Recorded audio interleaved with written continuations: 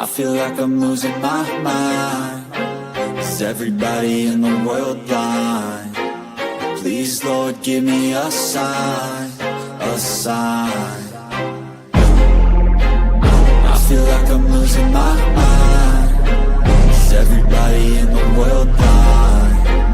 Please, Lord, give me a sign, a sign. Good afternoon and welcome to the Total Apex Baseball Bets and Fantasy Show for 7/11/25. Vince, it's been a while, man. How you been? I'm doing good, a lot better than I'm gonna get a Slurpee after this. There you go. Get a Slurpee. Get a Slurpee. It's all good. I ain't a big Slurpee fan, but now I will go get me a fountain pop or something like that, because is it just me, or are fountain pops better than bottles of pop? To me, they have more fizz. Like they have 100%. Could just be that they're Circle K. I don't know if they're Circle K by you, but oh yes, the Polar Pop just being 85 cents, that definitely makes it taste a lot better. Yeah, that makes it taste a lot better. And you get more than 20 ounces. I can guarantee you that. Yeah. So, but it is one of those days, man. It is, everything is running smooth. We've silenced people. We've had people attacking us from all angles, Vince. And guess what? Total Apex is still standing. We still here, and we're building back even stronger than before, man. And we're going to jump right into this, man. I ain't even going to lie. So yesterday, today, the Guardians will be sending Logan Allen to the mound against the White Sox and Shane Smith. The odds, this is for me, if I'm not wrong, this is a pick'em game. I mean, this game literally could go either way. And it is a doubleheader today, as yesterday's game was rained out. Cost me my Luis Robert play, by the way. But all good. We still cashed. So what are you looking at in this game? Yeah, I mean, obviously the White Sox aren't a great team. You can tell by Luis Robert as well. I think he's a big trade candidate coming up. But I like Shane Smith. I also think that this Cleveland offense has been abysmal lately. I probably would lean a little bit Chicago in this game. I'm not going to say go bet any. I'd probably bet like a quarter unit at, if anything, if I was going to bet on this game at all. I think I'm with you on this. I think this is kind of a just go with the home team and hope and pray. The only thing that worries me is Logan Allen has been known to put together a good performance every now and again. And it seems like he's about to. Yeah, he's coming off of a few good outings in a row. Shane Smith, obviously, he's in his last 7, he's pitching to a 70 already, so it's not good, Bob. One of those is also, I mean, if you're looking at the lineups he's facing, I mean, his last 2 starts were at Coors Field, where the ball just flies no matter who's pitching, and against the Dodgers. So I kind of put that 70 already a little bit inflated on that, more than on his ability itself. But I just don't trust this Cleveland lineup right now. I had the number up, so give me 1 second as I look for it. But this Cleveland offense lately, they just haven't done much of anything. So I found it. They are, in the month of July, they're 27th in baseball, 628 OPS. They scored 30 runs in 9 games, so that's rough math, 3 runs a game. Chicago's not better, but I'm going to take the lesser odds here and basically get even money on it. Again, just a quarter unit. I'm not going to go crazy. But I think Logan Allen is a good pitcher. I just don't think that I like this offense right now. Yeah. And when you talk about from a fantasy aspect, I'm kind of steering clear of this game because honest to God, both of these pitchers have that capability of stifling, and neither offense has really been that explosive. So I think this is going to more or less come down to a low scoring who can actually put contact to a ball just once. So I for me, from a fantasy aspect, coming in at 4,500 on DK, I'm going to get me a little bit of exposure to Stephen Kwan.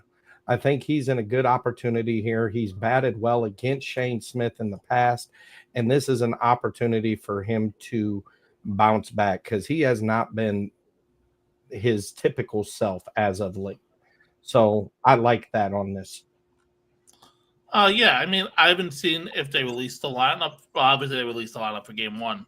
Uh, but one guy who, if I'm looking for a budget option, I'd probably go with the White Sox, Mike Talkman in the outfield.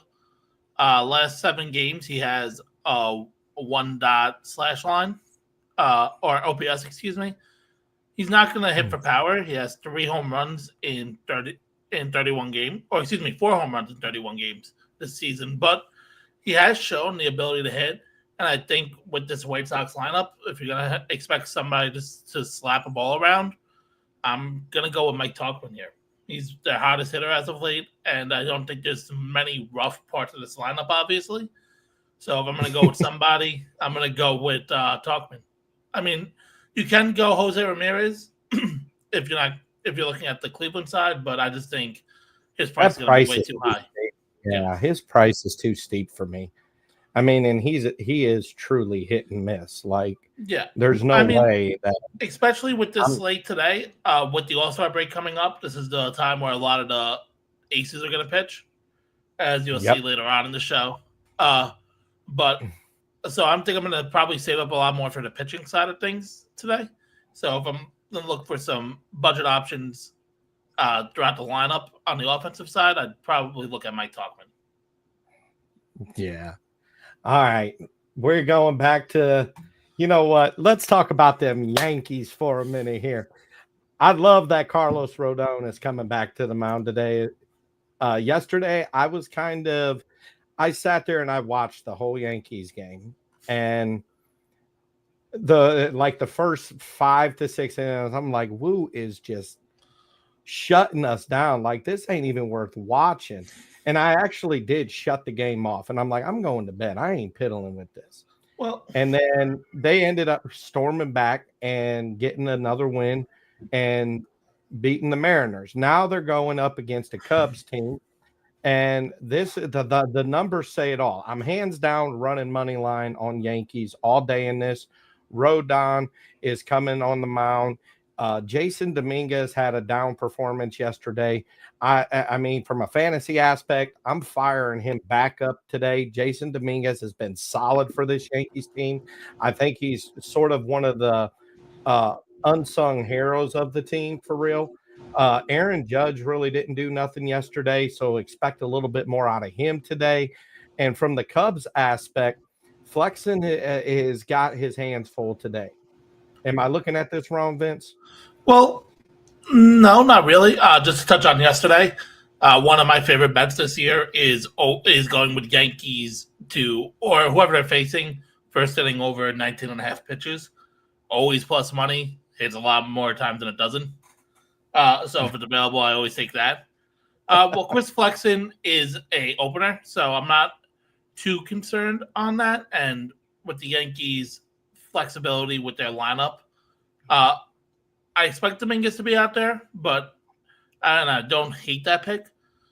I'm probably going to go with just the under here than picking a winner. I think the Yankees, there's just too much juice on the Yankees at 188. And this Cubs team, I mean, they're a really good team. So don't get it wrong. If I'm going to look at a fantasy option, it'd probably be Jazz. He's probably one of the hitters I'd probably pay up for right now. Last 15 days, he is. I just had this. Maybe I should come prepared. That would probably help a little bit. But he is one of the better hitters as of late. So I gotta push back a little because there is one player on the Cubs that I do like today, and that is Carson Kelly, the catcher. Carson Kelly has tremendous upside in this matchup. He's kind of been on a quiet tear, and everything like that. And his price point at 3,700 is very, very appeasing. He doesn't have to do a lot to get you your money's worth. I mean, that is a player that I would be keeping my eye on as well if you're looking at it from a Cubs perspective. But I do agree with you that the best option in this game would be taking the under, and that is plus money at under 9 at plus 101. Yeah, I mean, Carson Kelly, he has been hot as of late. Obviously, he's getting a lot more playing time with Miguel Amaya injury. Never get his name right. But last 7 games, Kelly's 8 for 23, 2 home runs. When you look at this Cubs lineup, he's not the guy who you think is going to scare you when you have guys like Kyle Tucker, Pete Crow Armstrong, stuff like that. So I just think that Kelly is a good option, especially with the catcher position. You don't really, there's so much variable in the catchers, in my opinion. If you're not going to go with a guy like Cal Raleigh or pay up for one of those premier catchers. So I do like Carson Kelly as in some lineups. Yeah. And it's a value play. That's why I like it. But I think we're all in agreement that I think that this game is the Yankees to lose. You know, usually the Yankees start weak and finish strong. Sorry, I didn't mean to cut you off. Can you show JC's comment, the first one? With the Cubs pitching has been puke. I would say go look at the Yankees bullpen right now. Outside of maybe Devin Williams, and you can argue Luke Weaver, they really don't have much. So that's why I'm kind of afraid of betting moneyline. I'm not gonna lie, I did bet them yesterday when they were down 3-0, I believe it was. And how much did that cost you? No, I got it. So, but yeah, so that's one of the reasons why I think this Cubs team, not many people get to really see it too much. Yeah, but this Cubs team, if you're not paying attention, they are arguably one of the best teams in baseball this year so far. So that's why I think it's just money line. I don't want to disrespect what this Cubs team has done and has the ability to do. Yeah, I agree. All right, moving on. Got the Marlins throwing Edward Cabrera to the mound against an Orioles team that was very impressive yesterday against the Mets. They're sending Dean Kremer to the mound, and to me, this is all day Orioles to lose. They're at home again. They're riding high. They took, if I'm not mistaken, they had a doubleheader yesterday too. Yes. And they won both of them against the Mets. So I'm going to take that and I'm going to roll it in, and I'm rolling back. Go Orioles money line here. There's a couple players. I mean, Gunnar Henderson, he should be in the starting lineup today, but that is yet to be seen. But if he is, I would definitely be getting some exposure to him. What are your thoughts here? Yeah, I mean, the Orioles only questionable is just with the doubleheader yesterday is just where their pitching is right now. But Orioles are heating up. They've won 7 of the last 10 games now. This Marlins team was on a hot streak. They're starting to cool off a little bit, so I don't love that. Also, not a report, but kind of watching if Edward Cabrera actually pitches this game. Don't know 100% if he is, just because of where trade rumors are right now. I know he's been linked to the Mets. Don't know if that's the only op or the only team that's linked with him right now. But kind of keep my ear on the ground on that if he is going to be on the mound today. Yeah. But either way, I think this Orioles team is a lot better. I know they're on there. I believe they have played 6 catchers this season just because they keep getting hurt. Don't know if you actually watched any of the broadcasts yesterday of the Orioles. Don't blame me if you didn't. But they said Adley Rutschman, their star catcher, he got a meme the other day where it said the 2 most dangerous jobs in America right now. One of them I did being see that. being Orioles catcher. Yep. So I think even with the injuries, this Orioles team is better. They're starting to heat up. They're starting to look a little bit more of what we expected out of them. Uh, and I just think that Edward Cabrera, even if he is on the mound, he is pitching very well. I just think this Orioles team could scrape across a few runs, and I think they should be able to win this game. This is a Baltimore team that, like you stated, is starting to get hot. And with the Marlins pitching, I'm not impressed. And this is actually one of the games that I'm doing a 3, possibly even 4 player stack, because I'm really digging Jackson Holiday coming in at 3,900. I like Jordan Westberg coming in at 3,900. Cedric Mullins sitting there at 3,700. And then you got Laureano that's sitting there at 4K. And I think that that's going to be a critical juncture for these 4 players. Since you have it up, can you tell me what the price is for Kyle Stowers? He's an outfielder, in case you needed that. He is coming in at 4K. He's averaging about 7.5 fantasy points per game, and I think that would be another solid start for like the bring back. Unless you are, look, people, if you're starting a pitcher, do not play a pitcher against a batter. Don't do that. That just defeats the purpose. So if you're starting Dean Kremer, then stay away from Stowers. But if you're going totally different like I am, yes, Stowers would be a solid option, Val play at that 4K range. Yeah, I think my lineups today are more pitcher heavy, so I'm just trying to find some value offensively. We kind of said it earlier with when Mike Talkman, but I think Stowers is also he's one of the hotter hitters. The last 30 days, he has a 1.012 OPS, and I think this Marlins lineup is a little bit better than what people are giving credit to. So I think that he can produce. Yeah. Well, the next game is the game that everybody should be targeting. Are you ready? I think I know which game. Yep. Yeah. You got to go all Reds here. I would not take the money line here, but I will take the over. I don't even know what it is, but I'm taking the over because this is going to be a slaughter. The over under is at 9, and going over is still minus 122. But this is a game, Vince, that I love Chase Burns against this struggling Rockies offense. I love stacking some of these players.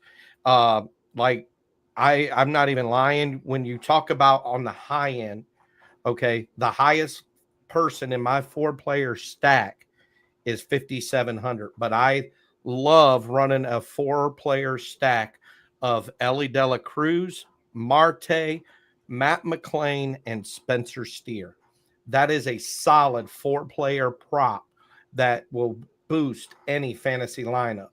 Now, Herman Marquez, he's going to have a long day on the mound. And I wouldn't even give him two seconds of a look at starting him. But Chase Burns, I do like Chase Burns a lot today. He is one of my lock-in pitchers of the day. What do you think? Yeah, I do like him. He does have the ability to get hit, though. That's the big issue. He only pitched a third of an inning against Boston. He didn't reach the 5th, or he didn't get out of the 5th inning in his last start. I understand it's the Rockies, but I just think there's a little bit too much variance.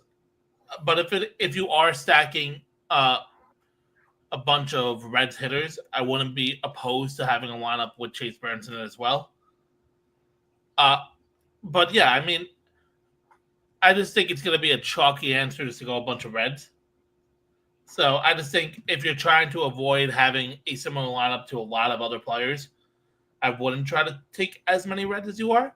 But I totally am not trying to say that it's not a good idea, because this Reds team is hitting, and they do have a lot of good hitters going up against a veteran pitcher that doesn't have elite stuff, I would say.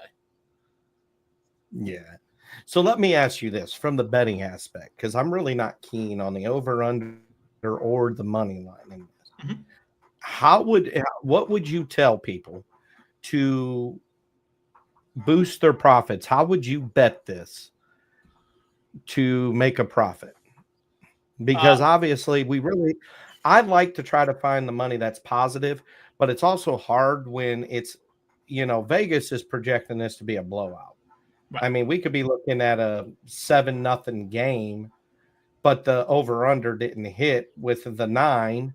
So now you're sort of stuck there. But even if you go under, it's still negative 120 something. So how would you attack?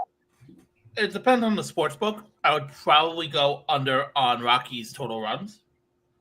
I would assume it's around 3.5, 4 maybe, if you're getting a big number there.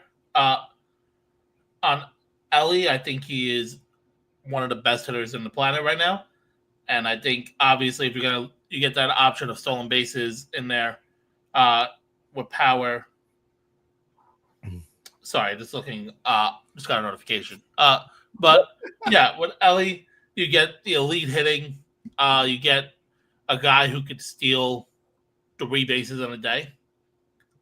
And at 5,700 though, Vince, I would almost state that Ellie De La Cruz is almost a lock of the day. Like the matchup is perfect. He's at home, and the price is right.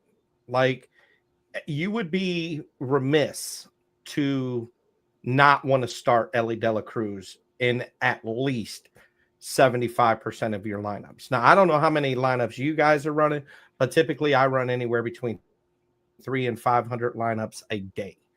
So when you think about that, Ellie De La Cruz is almost a lock. If he gets you 2 hits and a stolen base, that already paid for itself. Mm-hmm. Just saying. Yeah, I love Ellie here. Only problem with me taking Ellie is that I just think it's going to be a very chalky play, obviously. So that's the only reason I would have some concern. But obviously, Marquez is pitching terribly on the road this year. I think he's around a 6.5 ERA on the road. And Ellie is just going to spray the ball all over. Wouldn't be shocked to have a monster game from him. But I just think if you're trying to variate your lineup a little bit, where you're not having a very chalky player, I would avoid him. But otherwise, if you're starting him, I have no concerns about it. So I actually got a question in my private DMs of somebody that wanted me to address something here. He said, Seiya Suzuki is popping hard in the lineup builders.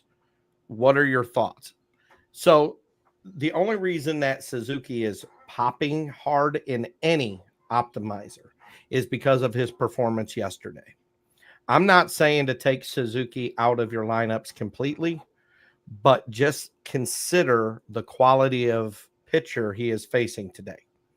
Now, Carlos Rodon is not a top elite pitcher, but he is far from a slouch. And considering the Yankees bullpen situation, you can expect Rodon, unless he goes out and absolutely bombs, he's probably going to be pitching 5 to 6 innings today. I am on the opposite side of you, actually, on that. I wouldn't be afraid to say if I'm doing a lineup. He hits well against lefties this year. He's a 957 OPS in 97 at bats, so obviously not an incredible number. Obviously, his recent stats are going to go up from yesterday having a 3-hit day, but I think that he still is a very solid hitter. He's averaging more than a hit a day in his last 30 games, or excuse me, this whole year because he's only played 28. But I think he has the ability to get you an extra base hit. He has a bit of speed. I know he only has a couple of stolen bases, but I still think he is running well. He has the pop that you would like to see in a lineup, and if I remember correctly, he's one of the top RBI producers this year. So he has people in front of him that if they get on base, uh, you know it as well as I do, being Yankee fans, that Rodon has struggled a little bit. He has. So he has See, the and ability that's to give up my that. only skepticism. That is my only skepticism is what version of Rodon are we getting today? That's the if Rodon comes out and pitches like we want him to, I don't see too many Cubs being able to lay contact. I don't. I don't care who it is. But if Rodon comes out and he's having a mediocre day on the mound, that spells disaster for the Yankees. So, but moving on to what I am considering one of the games of the day, we've got the Mariners traveling to Motown to take on Tariq Skubal and the Detroit Tigers. Now, for me, I'm staying away from the money line here because I don't know why, but this Mariners bullpen is vicious. And let's not discredit what the Mariners can do at the plate. And a part of me, granted small, is wanting to roll the dice and take the Mariners on the money line here with Luis Castillo on the plate. I mean, that is too good of odds. Like, even if it doesn't cash, I'm sitting here thinking I've got a good pitcher on the mound. I got the home run leader, Cal Raleigh. I got Julio. Why wouldn't I? You got Randy Arozarena. Why wouldn't I? Am I looking at this wrong? No, I mean, if you're going to bet the money line, I would assume the Mariners are the better bet just because of how big the odds are. Obviously, Tariq Skubal, looking like he's going to be the Cy Young Award winner again at this point. Continues to dominate no matter who he's going up against. I would probably go with Skubal on my lineup. That's kind of why I've been paying down on some of these hitters. If I'm doing like my main lineup, I think Skubal's there. I don't love this Mariners lineup as much as other people do. Outside of Cal Raleigh, maybe he could go for a home run, but this is in Detroit. This game, you get that big outfield. I just think the Tigers are one of the best teams in baseball right now. Seattle, if you're gonna go off of that, you have Seattle coming in from New York. Not a terrible flight, but still having to travel. And I just think this Tigers lineup is going to produce. So I wouldn't be afraid of doing Tigers -1.5 for just a little bit of unit, maybe like a half a unit or so. But my money's probably going to go on Tariq Skubal, getting out, doing strikeouts. I think he hits double digits again. That's my thought process too. That's my thought process. Like, as much as the money line is tempting, actually, let me check something here. I want to see. So actually, I would probably up the over under because the over under is actually pretty low. They've got the over under in this set at 7. Yeah, well, these are two of the best pitchers of baseball, so I understand the total being low. Yeah. So, but if you were to say up it to under 8, over under 8, you might get plus value because the over under 7 is sitting at even -110, which even at that, that's pretty much a, So wouldn't you have to put it to 6 in order to make it a plus? Or are you going over? I would almost take the over. Oh, okay. You see, because Skubal's not going to pitch the whole game. That's where, I mean, you look at what the Yankees did yesterday. Wu was having a phenomenal game. They took him out, and that Yankees lineup got right into the backups, right into them. And that's what I'm looking at targeting. You say that he doesn't go in deep into the game. Since he threw his complete game on May 25th. So that's what is that? That's 6, 7, 8 starts. He's pitched at least 7 innings in 6 of those starts. So Tariq Skubal is going to give you 2 innings. Yeah, but they have a has, very good bullpen. Yeah, I'm not worried about what Skubal does. Skubal's going to go out and do what Skubal does, and that's pitch the ball and strike people out. Like, there's no doubt about that. But what I'm trying to figure out is how to make money on it, because the money line is pretty much obsolete unless you are going to go and risk it for the biscuit and put your money on the Mariners finding a way to figure out Skubal. But now, on the flip side of it, from the betting and fantasy guy in me, I just have that gut feeling that every pitcher has that one day that it's like, ugh. And Skubal has been on such a tear that he really hasn't had a subpar performance. That's what I'm looking at. So, I mean, but either way, I do like this game, but I'm pretty much staying away from it from a fantasy aspect just because of the pricing. Like, Skubal is absolutely redonkulous price, and for right reasons. Mm-hmm. But if you are going with Skubal as one of your pitchers, you are going to have to find value very cheap in the rest of your lineup. Yeah, I mean, if you want to make the argument for Seattle money line, they did face each other already. Skubal got the loss in that start. Granted, it was the second start of the season, so if you want to put damper on it, but he pitched 5.2 innings, gave up 3 runs. That was in Seattle. I mean, I'm banking on Skubal to continue until he doesn't, just the way he has been. Don't know. It depends on the sports book, but the sports book I use, you can get Skubal plus 8.5 strikeouts at plus 115. I'll probably put a little bit on that. Let me see what we got. But overall, I just think Skubal's going to dominate this Mariners lineup. They have abilities. They have the ability to get stuff going, but until they could show me that they could do it against the elite starting pitcher. Wow.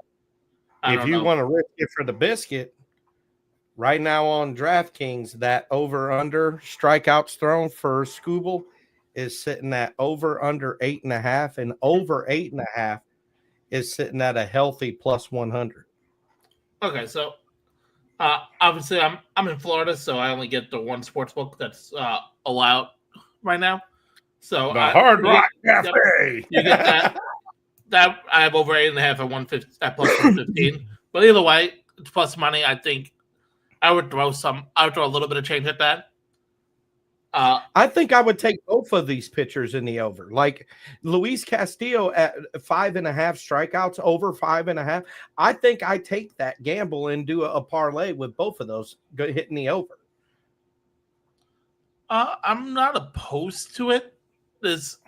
I'm pretty sure this Detroit team just does. Oh, well.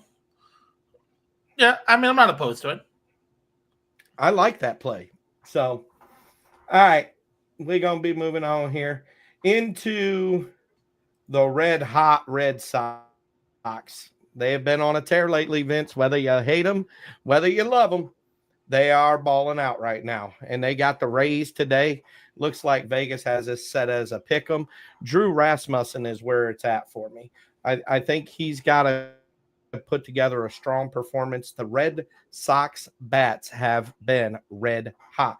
Say that 10 times fast. I'm just saying, what are your thoughts here?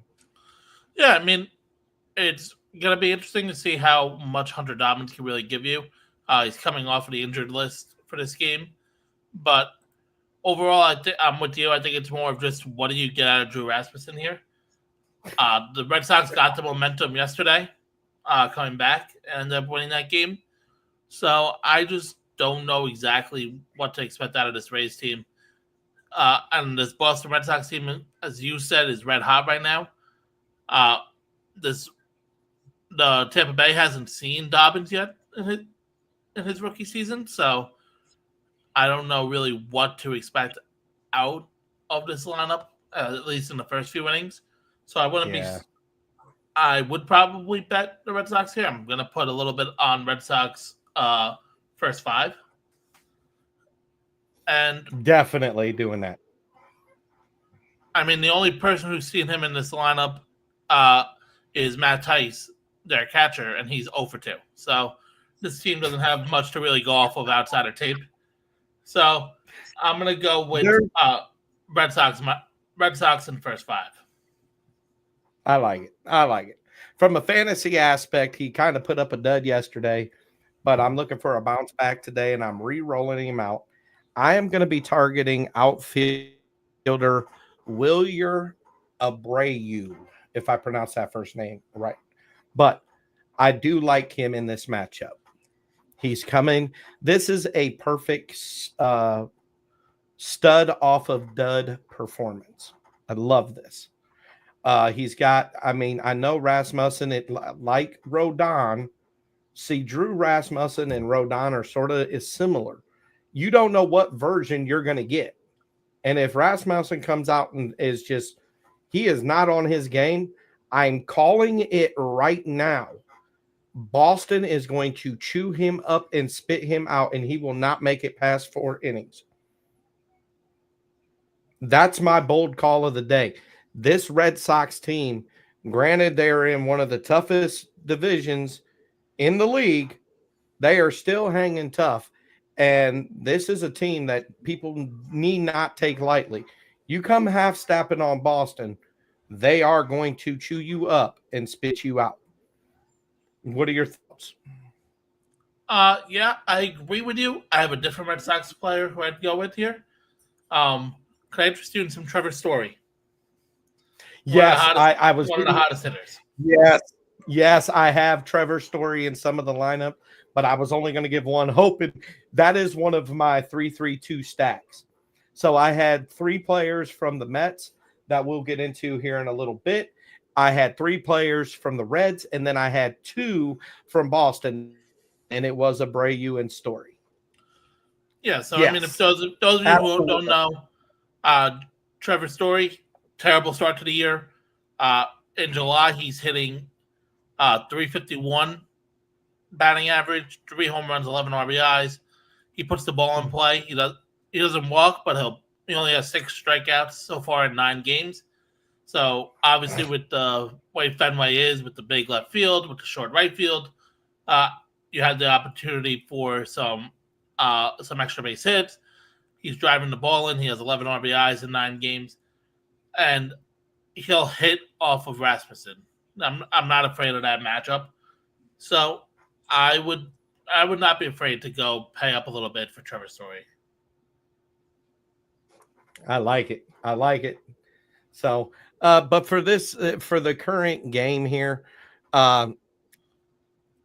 if Rasmussen comes out and throws bombs, and he's just off, this would be one of those risky calls, but I wouldn't be afraid to take the over up 1-10 and run 10, because the Tampa Bay is going to get a couple runs in, 3 or 4. And I could easily see this ending in a 6-5 contest, 8-4, something in that range, 7-5, which would give you plus money. That's another one of those calls that I like using, but we're not just here to give you guys the guaranteed plays. We want you guys making money. So on to the next one. Do we really even want to touch on this? Like, this seems so lopsided to me. Like, DL Hall taking the mound against the Nationals, Mitchell Park. I don't even like anybody in either one of these squads. Like, and let me double check my thing here to make sure. I take that back. There's 2 of them. There are 2 players that I'm targeting on the Brewers on a 3-3-2 stack, and that's Jackson Churio and Yelich. Those are the only 2 players that I'd be targeting in this game. On the national side, you can argue for some of these other players, but this to me just smells like a dud. Like it smells like a dud. If you are going with that Cincinnati stack, can I talk you into Mitchell Parker as a start? You could do that because that's a low enough play. James Wood. You James could. Wood isn't. Oh no, I'm sorry. I'm thinking of Dylan Cruz. Looking at Ellis in the chat, but James Wood and Abrams, I like them. D.L. Hall isn't a guy who I think is going to overpower those type of hitters. He's not a strikeout pitcher, so I wouldn't be afraid of It's either the Wood pricing or Abrams. too. Yeah, it's more the pricing than It's the price. what expecting out of him. Yeah, CJ I wouldn't Abrams, be like, opposed don't get me if you're wrong. going, if you're gonna go cheap on pitching, I wouldn't be opposed to if you're gonna start Abrams over Ellie, if you're gonna go with an elite shortstop, or if you want to have James Wood in your outfield. I mean, with this slate being all 30 teams, obviously, you're gonna have to make some cuts. You're looking at 11-1 for both of those players. They're both high five. So, and then when you were mentioning the pitchers for Mitchell Parker, yes, I would start him in a heartbeat just because he's coming in at a measly $6K for a pitcher, which brings up a lot of So right there would be the pitching duo to start. You throw Scooble in there, you back down with Mitchell Parker, and then you come back with some firepower. I love that Reds. You switch it from a 4 to a 3, and then you run a 3-3-2. I think you're on to something there. Yeah, I mean, obviously his numbers are a little inflated. Looking at his last start, he gave up 9 runs. Only 4 of them earned against Boston. But overall, he's gonna give you a solid 5-6 innings. I wouldn't be shocked if he can give you a quality start here. And I think it's for the price point, it's gonna be valuable if you're gonna go with a heavy lineup. Don't look like. So what I'm assuming is they ain't got DL Hall slated for long because they also are projecting that Priester's coming in as PLR today. Mm-hmm. So the long relief. Yeah, DL Hall's only pitched 2 innings in a game so far. So that's an automatic. He's being more of an opener. Yeah, that's pretty much what it is. So, but yeah, I definitely, that's a bold call, but I like it. I like that Mitchell Parker call that you just got there. All right, on to another one, and call me crazy, but I love the under in this. 2 stud pitchers. I mean, Joe Ryan has his moments, but Joe Ryan can spit fire. Don't let Joe Ryan fool you. And with the over under at 6.5, Vegas already knows it, but that under is sitting at plus 104. Dusty, can you play the trademark music of Vince Hot Take? Because Vince Hot Take today is Paul Skeens is good. Yeah, I know it. That's it. But so the under 6.5 fits the freaking narrative. I love that play here. I'm not touching, like, honest to God, I would not be scared to do an SGP and take under 6.5 and the Pirates money line. Double up. I think the Pirates win it 3-2.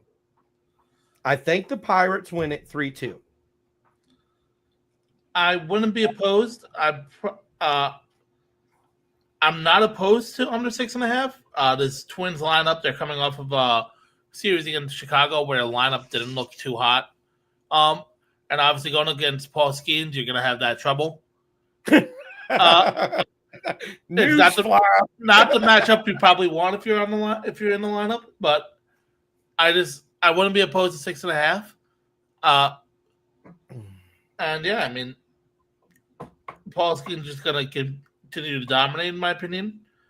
I wouldn't be surprised if you want to start him. I don't know what the pricing point is. It really depends on what you're using of him versus Scooble. But if it's similar, I can almost guarantee I mean, they're gonna be 1 and 2. Skeens So, is 10. Skeens is 10-5. and So actually, you're saving actually 1,500 by not starting Scooble and running Skeens. so I'm not opposed to it. Scooble's maxed out at 12K.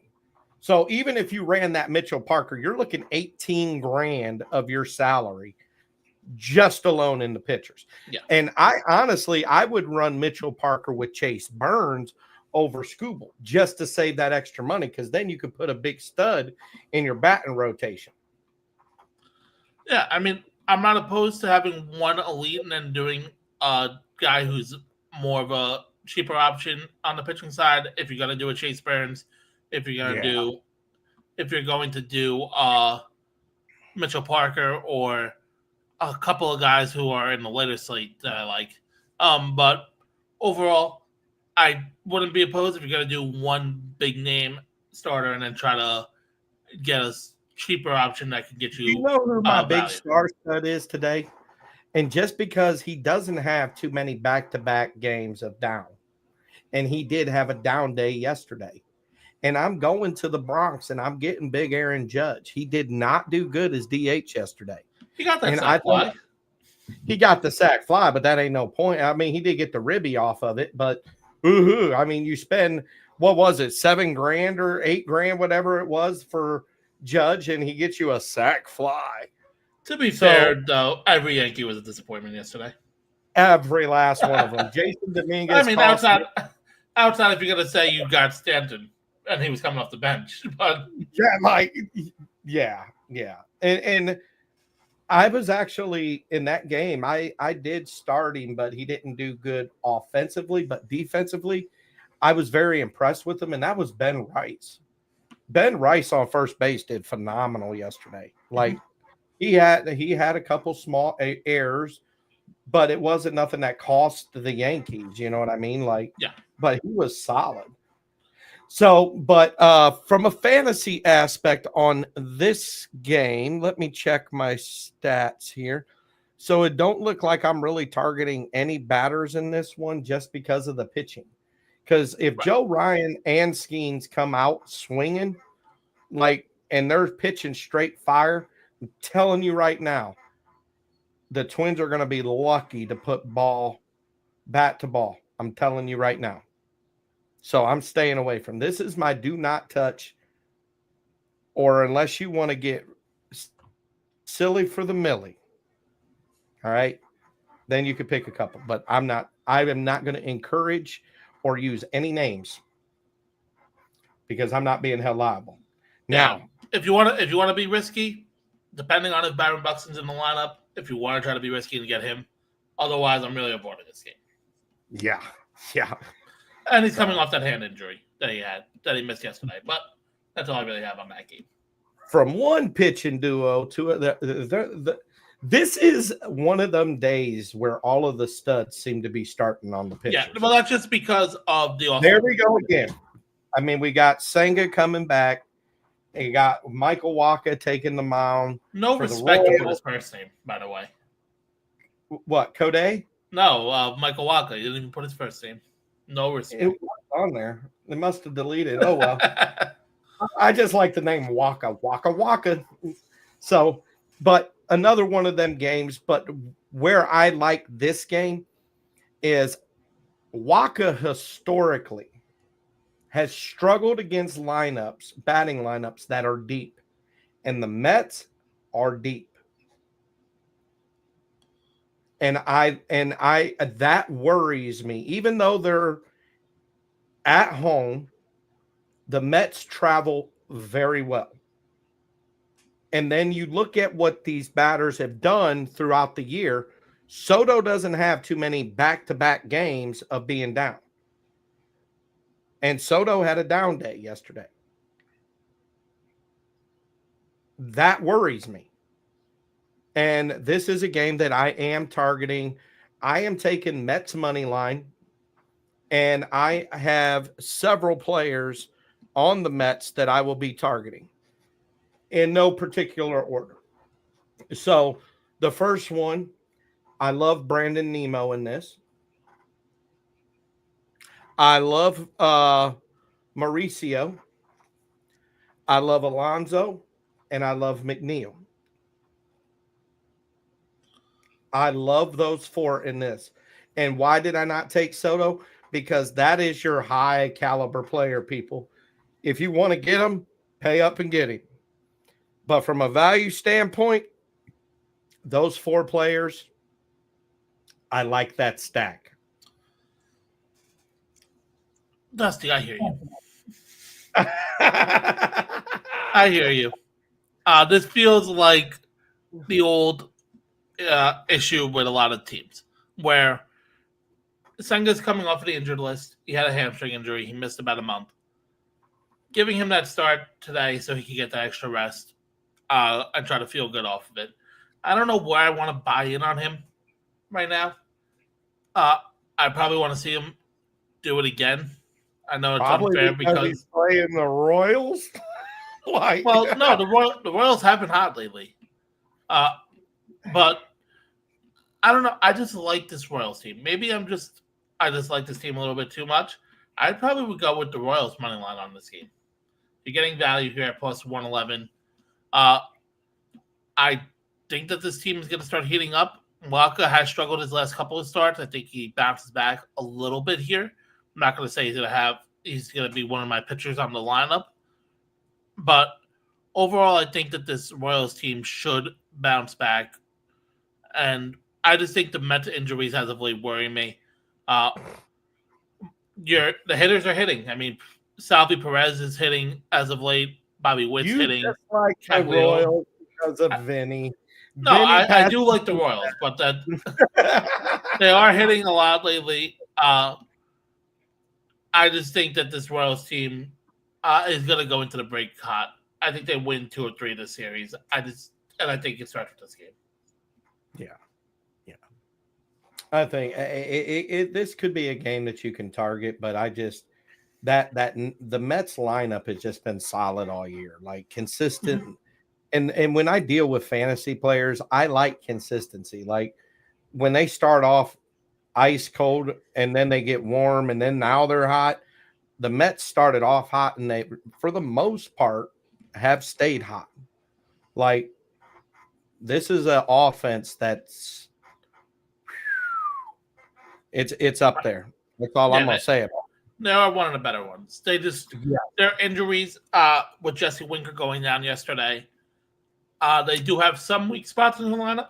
Excuse me, but overall, I mean, when you get that top of the order, it's tough to navigate. There's too many studs. You got Lindor, Soto, McNeil, Nimmo, Alonzo. I mean, this is just redonkulous. Like your 5 batters are all stars. Like there's not too many pitchers in the league that are going to be able to make it through that stretch without giving up something. Mm-hmm. And I don't think Waka's any different. So I got to go Mets here. But the only thing that I would say is that it is tempting on where did it go? Yeah, on the over-under, I do believe that I would bump that up to a 10.5. I do think that this will be a high-scoring game. Considering the Mets are going to – they got beat twice yesterday in a doubleheader. So they're already playing with the chip on their shoulder. Granted, they're going to be a little fatigued. That's something to keep an eye on. But these are also professional athletes. I could easily see this game go into a 7-4 advantage for the Mets. And then you would cash at plus money on an over 10. Yeah, I like that call. Only issue with the Mets is their bullpen. Obviously, you just mentioned it. They played a doubleheader. I'm looking at the exact number. They had to get 6 innings out of their bullpen yesterday. Overall, obviously, with the doubleheader, you're going to get those bigger numbers. So I'm just a little concerned of how they do afterwards. So I'm not opposed to that over, pushing that over a little bit and getting a little bit more value. I do think that this game is going to be a little bit more high scoring, just like you're thinking. And overall, I just don't know if I could buy into this Mets late in later in the game to just hold off. The reason I think that over under needs to be bumped up one is because the Mets management is not dumb, and they are not going to let Kodai Senga run long. And they're, like you mentioned, their bullpen is pretty much depleted. So when you think about the Royals batting, you said they're getting hot. The Mets are going to do what they do. Like I said, this is an easy, take the over 10.5 and take it to the bank. Like, unless some miraculous thing happens that Senga comes out and throws a no-hitter in his return, which we've seen. Looking at his rehab start, his last one was 68 pitches, so I think he'd probably be around 85 pitches with fatigued bullpen that hasn't been doing too hot lately. So we're talking maybe 5 innings. Yeah, I would say about 5. So that's why just later in the game, I'm with you. I think there's going to be more runs scored. Yeah, I think this is high score. But yeah. All right. On to the next. Actually, you know what? We are going to pause for station identification. We'll be back in 27 seconds.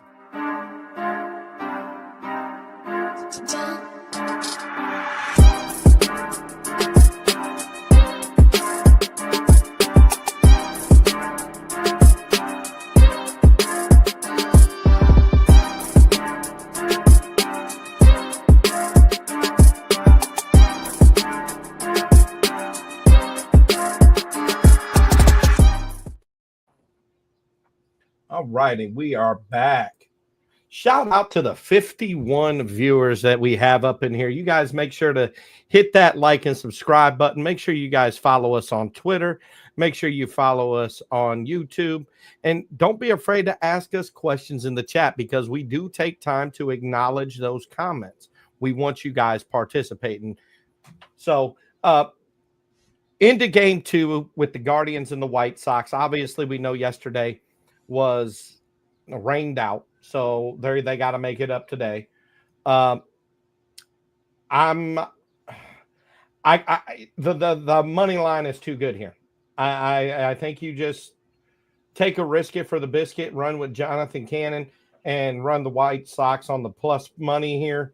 Hope that the White Sox bats in game 2 come alive, and pray. Teams don't sweep doubleheaders. Teams don't sweep doubleheaders often. They're gonna win one of them, most likely. We're getting plus money on both. We're getting plus money on both money lines. We're gonna win one of them in all likelihood. Kind of my brain thought there, but I'm probably not betting. I'm not gonna probably be betting too much on this White Sox Guardians matchup. I'm not. It is so bad, but you got to give them something to chew on. And here, let me give you guys a tidbit, though. There's only one player in this game that I'm going to be targeting, and that is Luis Robert. Price point is too good, and he's pretty much on a prove it right now. We had talked about this in the pre-show, Vince behind the scene, that he could be one of the players targeted at the trade deadline. So he's kind of trying to tell teams, look, I still got it. Come get me. Rescue me from this thing that is the Chicago White Sox. He's on a risk of having the Eloy Jimenez treatment, where he got traded at the deadline last year, and now we don't see it. So I don't know. He has to basically be playing. He has to feel like he's playing for his job. Yeah, the price is too good, though. I mean, when you look at it, where is that game? Let me look it up. Where is game 2?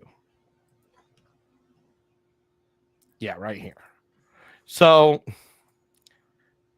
Luis Robert is coming in at, wow, I got to go toward the bottom. Yeah, Lou Bob is not doing too well this year. So that's probably why most people. Oh, well, he's averaging 6.7 fantasy points per game. It's not too shabby, but I mean, what the problem is that it's hard to avoid that kind of production when he's only 3,500. Like, that's what makes him appealing. That opens up. So you pay down for somebody that could have a good game. He gets 2 hits. It was well worth it. But not only did you make that money up, But then you were able to go out and get a stud like Soto, Judge, or somebody else. We just here at Total Apex, we don't tell you guys, oh, well, go start the obvious ones. We like digging in deep and getting you guys some value plays, because that's where most fantasy players struggle, is finding the value players to fill out the roster. We all know who the studs are. Duh. But where people struggle is finding the pieces to put around them to where you're actually competing for these tourneys. All right. So, but I'm with you on this one. Outside of getting a little bit of exposure to L Rob, I ain't all about this game. I'm risking it with Mike Talkman. I'm definitely not putting 2 White Sox outfielders in my lineup. No. Do not do that. So on to the next one. The Rangers sending Jack Leader to the mound against Lance McCullers and the Astros. McCullers is one of the pitchers that I'm targeting heavy today. I think this is an opportunity, and I like the odds here. And for real, it kind of worries me that I'm feeling that way considering the Rangers lineup. Just saying. What are your thoughts? Dusty, I have a very out of the box take for you here. Uh-oh. It's a fantasy guy. He's getting called up. He should be in the lineup. Their Astros top prospect, Bryce Matthews. Obviously, we don't have anything to go off of on the major league level. It would be his major league debut. I think against Jack Leiter that he could have some good numbers. He in AAA was raking. Obviously, that's typically how we get the call up. But if you're going to go and get a Skeens, get a Skubal, get that elusive Cincinnati stack you're after, you gotta pay down on some of these positions. McCullers is a good pay down, dude. I'm telling you. Well, McCullers is good. He's pay pitching, down 66. He's pitching to a 5 ERA this season, so that's why I'm not afraid. I'm afraid a little bit of him. Obviously, it's a little bit inflated. He's only had 9 starts. He has gotten shelled some starts, or a couple starts, but overall he has been doing pretty well in McCullers. But I'm just more of fading this Jack Leiter, and I just think that if you're going to pay up for some other position, if you want that Judge, if you want one of these stud pitchers on this slate, you got to pay down some positions. Not opposed to having a little bit of Bryce Matthews if you want some variance in your lineup.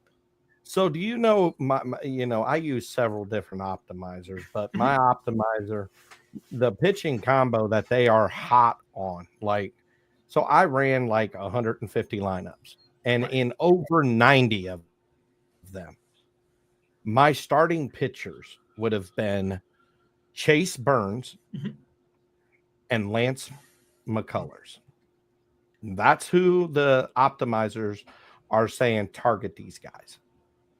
And the algorithms and all of the fancy numbers that go into these, they're very seldomly wrong. Obviously, they still got to play the game.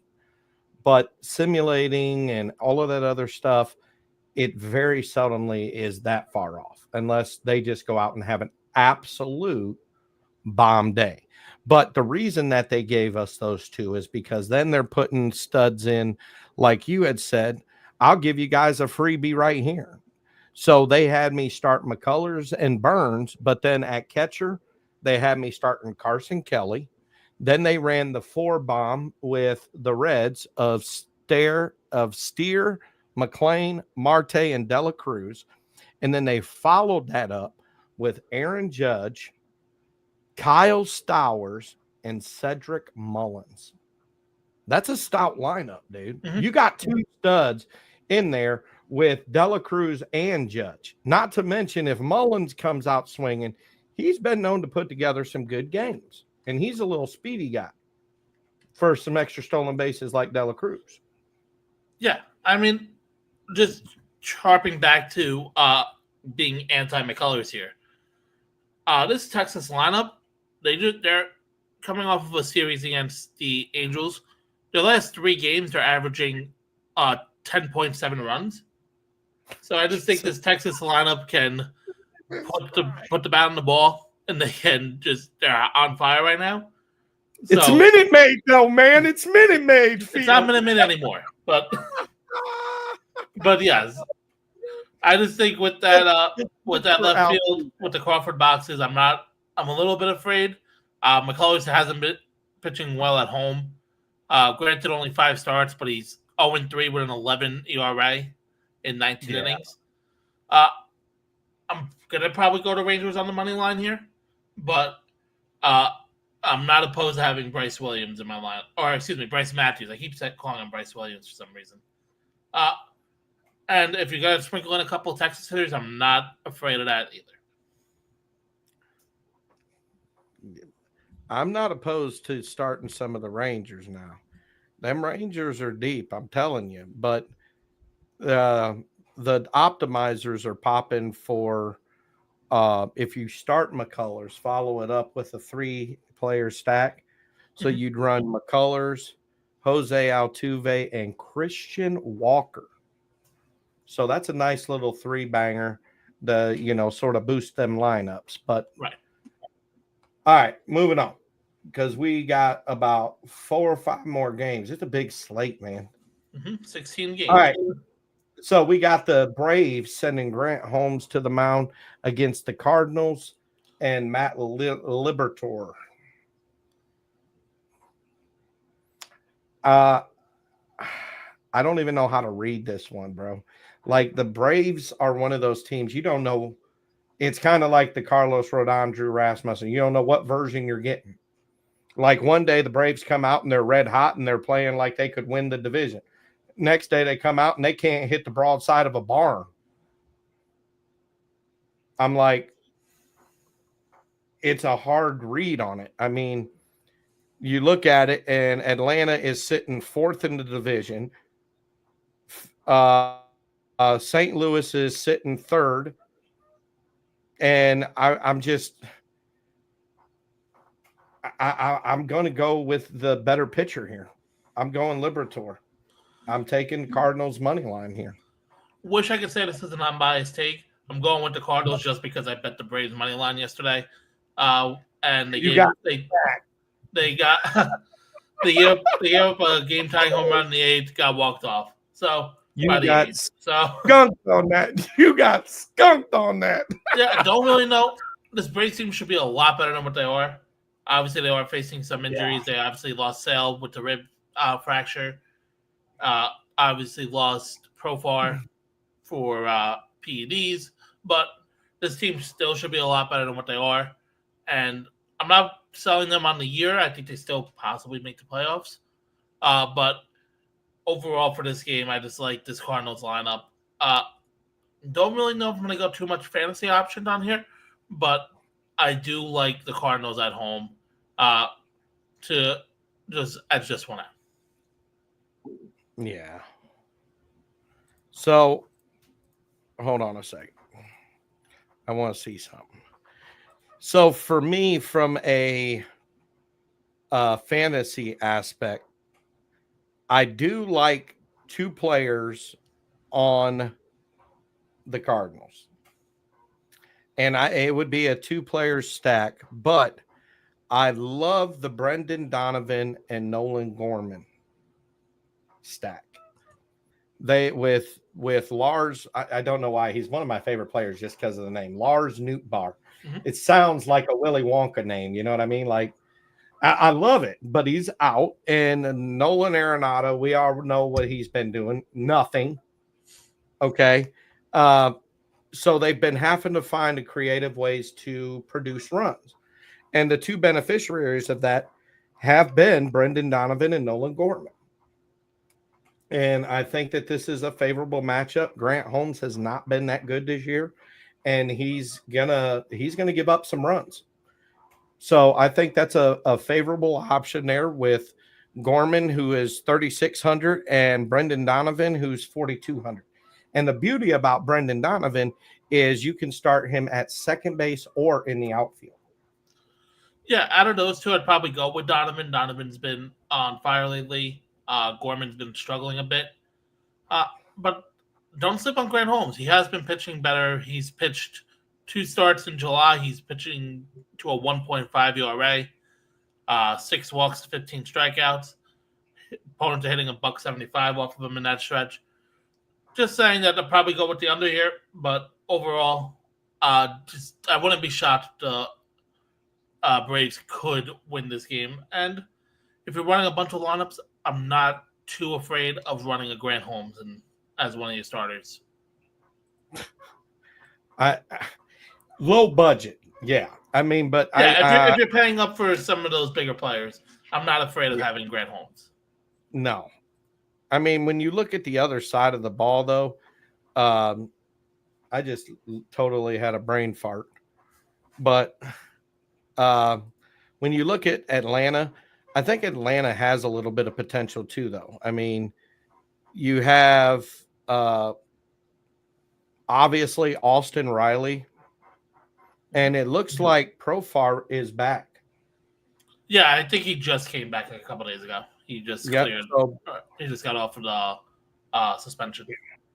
So, I mean, honest to God, like, there's some firepower on this team, but the problem is like, I mean, you would want to say it's amazing, like how somebody like Alex Verdugo had a solid season last year, but then this year he's not even starting.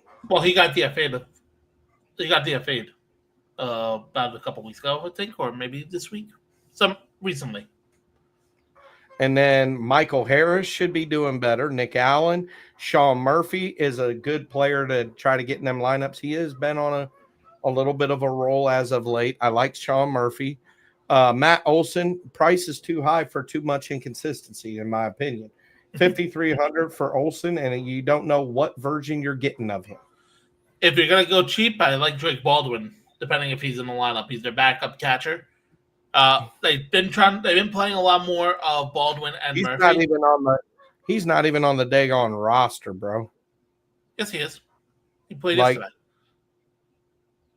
He might not be on Drake Baldwin. Okay, yeah. But even at 4,300, man, you're going to have to get some production out of him. Mm-hmm. Like, and at that point, if I'm going to pay 4,300, why wouldn't I just put a couple more on it and get Ronald Acuna? Well, I mean, yeah, I'm just saying for the catcher position, if you're trying to. Yeah, I see what you're saying. But all right, into another good game. Yes, I said this is going to be a good game. The D-backs sending Ryan Nelson to the mound against the Angels and Tyler Anderson. Another good pitching matchup here. Another solid pitching matchup. Not the best, but it's solid. But I'm leaning on the D-backs here. Corbin Carroll he's getting to that status of must start like Aaron Judge, Soto, and all these other ones. That is the upper echelon of the MLB, and Corbin Carroll is proving to be one of them players. Am I looking at this wrong? No, I mean, obviously coming off of that his injury, I don't know. I mean, he still is obviously one of the better hitters in baseball. He's struggling a little bit as of late. If I'm looking at somebody on this Diamondbacks lineup, though, I like Geraldo Perdomo, the shortstop. Yes. He hit a grand slam a couple days ago. Had a 2-hit game yesterday. So he has done well lately. He's in the lineup every day. He has speed with 13 stolen bases. He has pop with 10 home runs. He's going to drive in runs. He could score. I just think if you're going, obviously there's a lot of shortstops I like, but that's kind of the name of the game when you have all 30 teams. This is one of them games, though, that I'm digging a high-priced 3-banger. Like, I like Corbin, I like Gurriel, and I like Perdomo. Yeah, and just like I was saying earlier with you, with the Rangers, the Angels were the team that they were facing. So this Angels lineup, this Angels bullpen, they're taxed right now. So they're coming in this. They just gave up 32 runs in the last 3 games. Now going against the Diamondbacks lineup is going to be tough. Yesterday, I started Eugenio Suarez, and that is another solid option. I mean, Yeah, he's 5,200, but Suarez has been sneaky good this year, y'all. Like for real, Suarez has been sneaky good, and this Diamondback team all around has been sneaky good. And Ryan Nelson, I'm actually digging that. Like play at 7,800. Like everybody says, but the Angels got Mike Trout. Mike Trout is less money than half of the roster for the Diamondbacks. Like Mike Trout don't scare nobody no more. I wouldn't say that, but I am saying it. Mike Trout is a shell of himself. Like you sort of reach that apex, no pun intended, y'all. You reach that apex and then it's sort of downhill. He had all of those injuries, and then he's never been quite the same since. And Tyler Anderson, I like Ryan Nelson over Tyler Anderson in this one. yeah, no, And at I'm with you on that. 7,800, I think Ryan Nelson at 7,800, that would be a better option combo of him and Chase Burns than McCullers. Mm-hmm. I'm just saying. No, I'm 100% with you on that. So, but this is a game that has a lot of high value. I mean, mainly on the Diamondback side. I mean, don't get me wrong. The Angels still have a couple players that you could possibly be targeting, but for the most part, like, I mean, Jorge Soler, maybe at 3, but he is not like last year. He put up a gaudy number. And then this year, what's he done? Like, you went from being 6K last year down to 3K. I'm sorry. That throws some red flags as a fantasy player. I'm just saying. So, but on to the next one here. Another good matchup. I love Ranger Suarez in this matchup. I love Ranger Suarez in this matchup. Don't ask me why. The Padres have so much firepower, but they're inconsistent. That is their issue. I don't care. You can load it up. You've got Bogarts, you've got Manny Machado, you've got Fernando Tatis, you've got Cronenworth, you got all these big shots. But your consistency is an issue. And Ranger Suarez has been decent this year. He's been a lot more than decent this year. I'm being generous, bro. Like I'm being generous because Suarez has been he has been damn near lights out all year. Like everybody talking, he's flying under the radar because of Tariq and Paul Skeens and all of these other big shots. But Ranger Suarez is right there with them, like nipping heels. And the Padres bats don't scare me because you don't know what you're getting. You don't. Yeah, so I mean, they've been a lot more hit and miss than they should be. Yeah, especially considering the all-stars that they have on that team. I mean, when you think about the Philly side of things, Philly isn't like – so when I sit here and I look at this, it's run? You've got the big dogs. Don't get me wrong. This lineup for Philly, they are going to destroy Ryan Burgett. they are going to destroy him. Like you've got all-star after all-star after all-star after all-star, and I don't care how old they are. Like you're talking Bryce Harper, Schwarber, Turner, Castellanos, Real Muto. Kepler is out, but you follow that up with Alec Baum.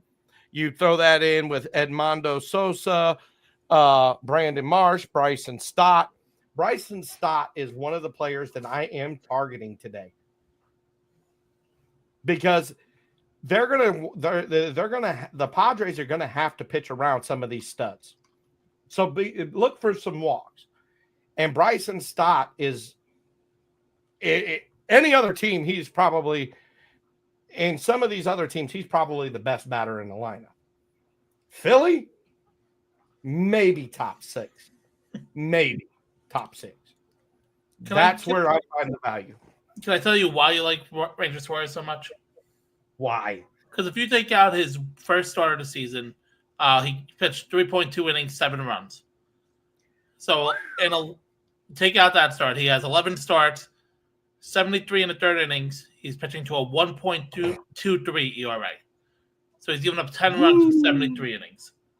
So he's dominating, pitching a lot better than his FIP. So he's pitching into some good luck. You know what's bad is you could probably almost bank on Suarez going 5 or 6 today and getting him cheaper than Skeens and Skubal. He's coming in at 9,200. Yeah, you had the variance.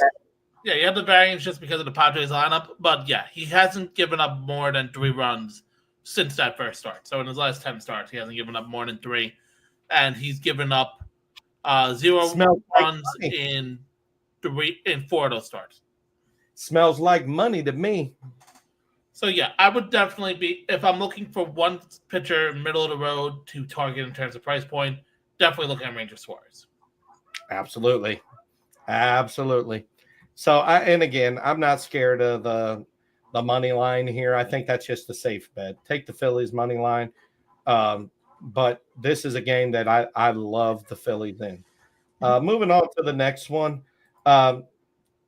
I know that he's going to go Blue Jays just because the Athletics totally bombed his Braves play yesterday. So not the reason, but it is the call. I like Max Scherzer here. I do. I think the Athletics lineup is they're confident and they're kind of hungry right now, but Scherzer is being Scherzer this year. All right. He started off a little rough, but I mean, he's starting to level things out. Let me pull up what he is. Well, he's only pitched 4 games. He had 1 start, then had a finger injury, or he had a finger injury, pitched 1 start, and I believe he had the same finger injury. And then he has 3 starts now. That's right. But yeah, I honestly like Max Scherzer and Ranger Suarez as a pitching combo duo.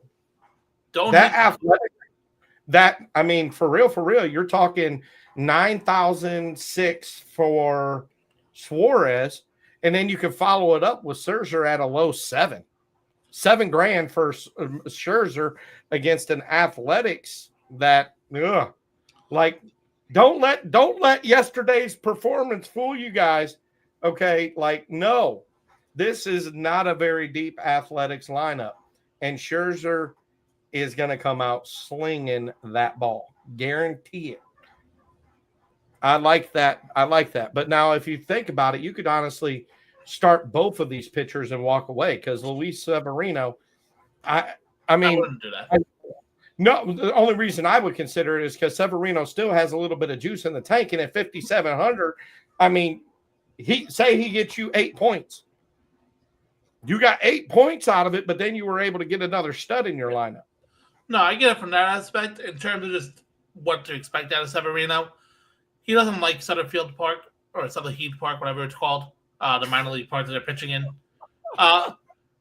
And 11 starts at the A's new home right now.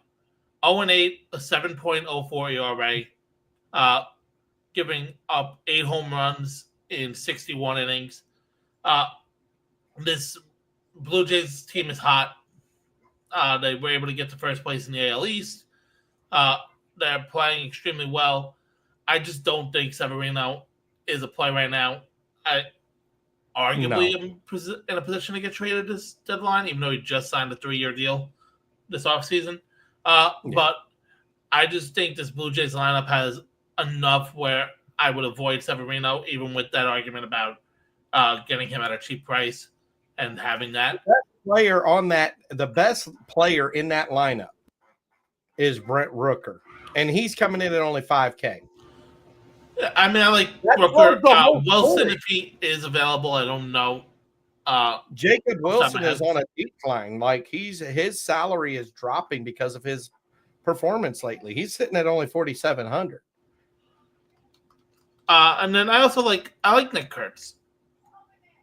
as a potential option. His salary has been dropping over the past couple of days too, because of his performance.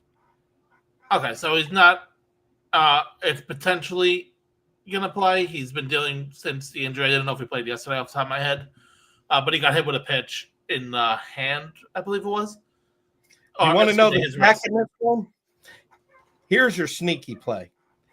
You go on ahead and you pick up the wily veteran Max Scherzer, and then you sprinkle that in, coming in at 4,800 for that shortstop, Bo Bichetti. And then you back him up with a little bit of outfielder George Springer. Yeah, I like that combo.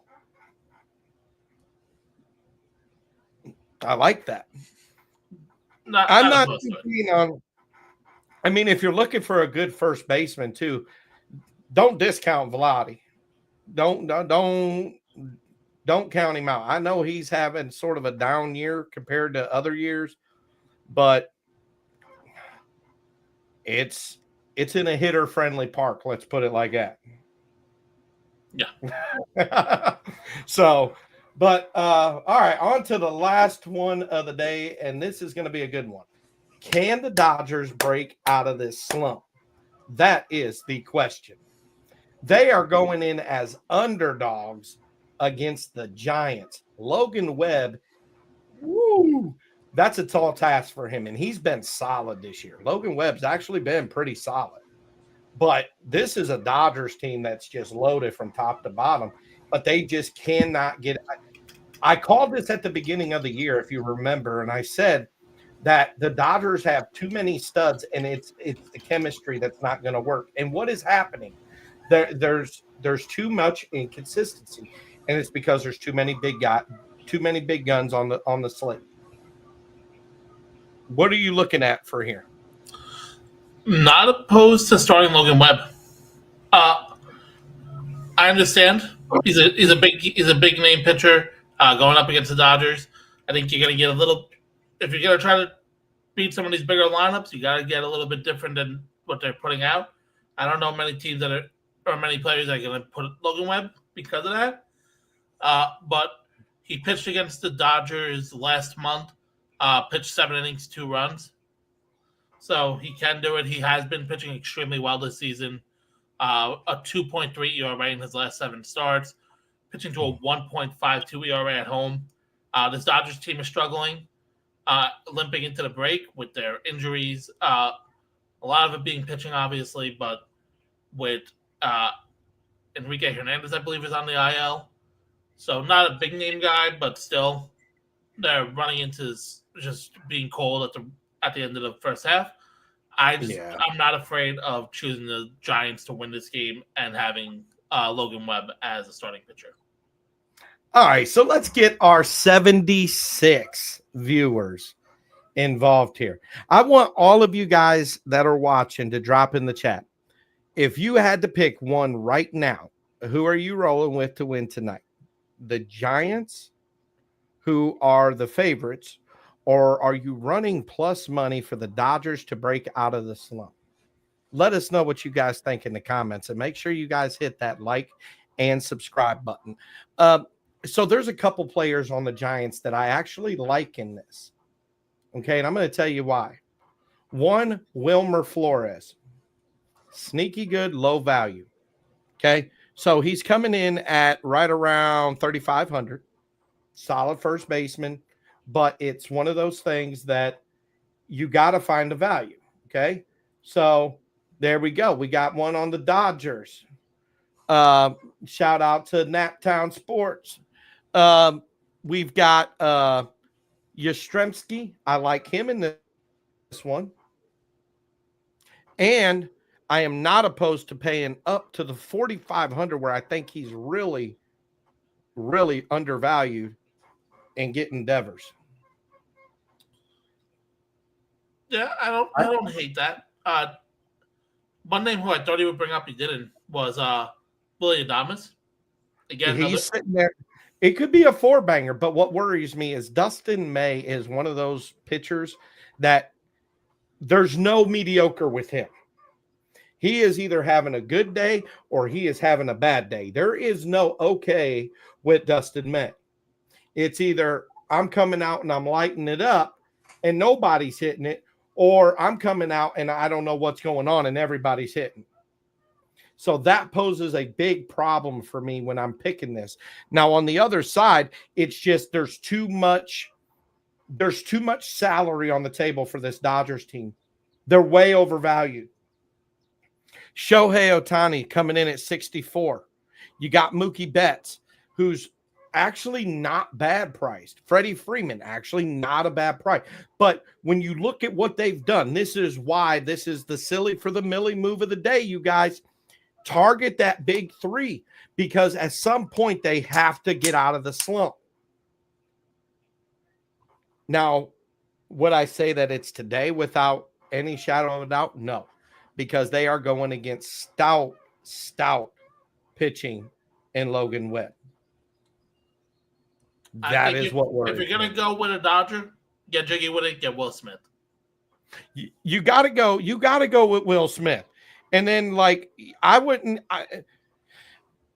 I'm going to tell you everybody right now, and you guys can think I'm crazy. In today, I'm not saying overall, but for today, DFS, I will take Corbin Carroll over Shohei Ohtani any day. Don't hate it because of the matchup. It's the matchup 100% for me. Corbin Carroll has a way better lineup pitching matchup than Shohei does. And that plays a factor. Bottom line. So, and the other one that I like, and is kind of sneaky if you're thinking about them Dodgers, Michael Conforto. He's returned, if I'm not mistaken, didn't he play for the Giants for several years? Yeah. Revenge narratives. I love it. I do. I love it. And at 2,800, he hits a home run. It's well worth it. Sack fly, well worth it. At 2,800, all he has to do is get me 4 points, and I'm happy. That's the play. Mm-hmm. So, but when you think about it from the long game, if you want to get silly for the Millie, take the Dodgers money line in this one.